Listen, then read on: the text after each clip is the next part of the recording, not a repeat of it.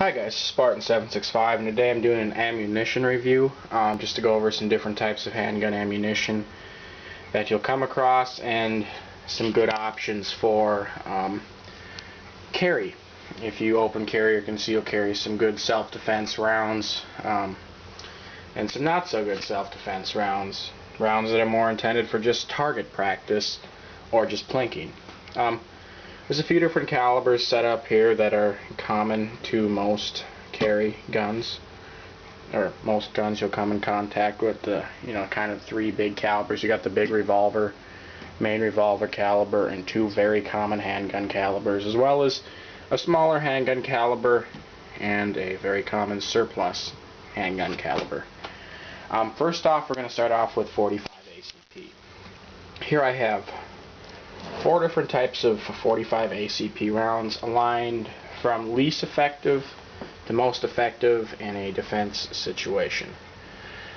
First off, you have your full metal jacket, which is just a copper jacketed lead round.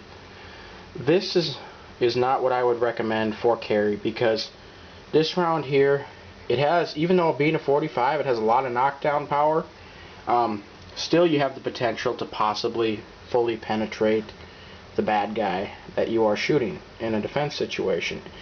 Therefore, it could go through and have potential collateral damage or wound somebody else. Next, we have a hand load. This is just a solid lead bullet, flat tip, tapered sides. This is typical of something you could hand cast and just shoot mainly for target loads. Now, when this hit the bad guy, what this would do is mainly just dissipate and spread apart inside. Next, we have the most common and most recommended handgun carry round for both cost and effectiveness. This is just a jacketed hollow point. This is what I actually use when I carry my 45. It's a good round. It's not going to go through the person. It will cause a lot of damage. It'll cause a lot of trauma, and it's a good round to use to knock the bad guy down and keep him down. Next, we have a step up from that, which is the optimal carry caliber. And the optimal caliber, to do the most, have the most stopping power, the most damage, and the most security that it's not going to go through the guy or damage or hurt anything else other than your intended target. And that is the Hornady Critical Defense. This is actually a Zombie Z-Max round. These are actually per box of 20. They're about $2 or $3 cheaper than Critical Defense, but it is the exact same thing. Critical Defense uses a flex tip round, which is what this is as well. The only difference is the Critical Defense is red and the Zombie Z-Max is green. It's the same material. It's a flex tip round with a expanding hollow point, which is nice. I mean, this is supposed to be, I've never actually fired one of these, into a milk jug and retrieved the bullet. This is supposed to be the best thing out there for carry and self-defense loads. When these are fired into a milk jug and you retrieve them, like if you ever want to just test your bullets, you can shoot them into milk jugs or 5-gallon drums, and then you can retrieve them. And I mean, it obviously won't have the same result as if you're shooting a ballistic gelatin or shooting a pig carcass, which is supposed to be similar to human flesh. This just expands and kind of shatters. The full metal jacket looks the same as it did when it came out, and I haven't tried that one either yet. Next, I'm going to go over 9mm. Here I have two common 9mm rounds. Just a basic full metal jacket, for really good for target shooting and plinking. Same goes for the 45. Full metal jackets, that's what they're good for. And then I have a jacketed hollow point, and that's what I carry in my concealed carry gun. It's a good round, and that round is actually a Magtech Guardian Gold. Is the brand of the jacketed hollow point. It's nice, affordable ammunition, so you can buy, I believe it comes in a box of 20. I think I paid like $19.95 for it or something like that.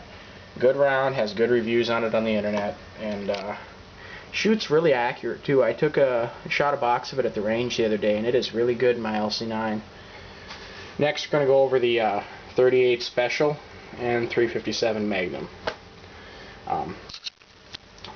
For just target shooting, you obviously got your standard, full metal jacket 38 Special. It's a flat nose full metal jacket, so that'll be good for target shooting and plinking. Not something you want to use again in self-defense. The next round we have here would be an okay round for self-defense, and this is just a full lead bullet, lead nose bullet. I mean, this here will go in and it's probably not going to come out. It'll probably just kind of not shatter, but break apart inside the target. And next we have a 357 jacketed hollow point, semi-jacketed hollow point. Even though on the box it says jacketed, I don't refer to these as jacketed unless it goes all the way to the top. I call these semi-jacketed hollow points. This is a good self-defense round right here. This one's made by Winchester. Good choice if you got a 357. You can also shoot 38 Special through 357. The bullets are pretty much identical. I've heard of people doing it before. I've never, switched them up yet, but I mean, personally, I just like to stick with the caliber that the gun is labeled for, so I only shoot 38 Special through 38 Special, and only shoot 357 through 357. Next, I have the oh-so common in today's modern surplus handgun world, the 7.62x25 Tokarev. Now this is a very unique little round. This is a bottlenecked round similar to the Mauser or the 8mm Nambu, or the 7.63 Mauser or the 8mm Nambu. It's unique. It does have a lot of penetration power, so it is not something that I would recommend for carry. It is very accurate though. I mean, it's one of the most accurate, handgun rounds out there for the surplus world. Since it's got the bottleneck round, it's got about as much powder, a little bit more powder actually than a 9mm and a smaller bullet, so you get a decent FPS out of it. It has a pretty straight trajectory for a pistol round. They do make these. You can get hollow point rounds for these.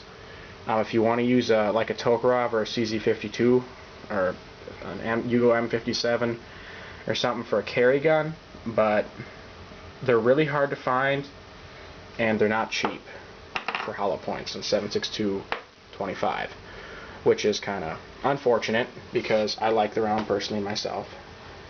Next we have the little tiny 25 ACP, which is a little bit bigger than a 22 long rifle, but I honestly prefer these. If you're going to carry a 22 or this, I prefer this.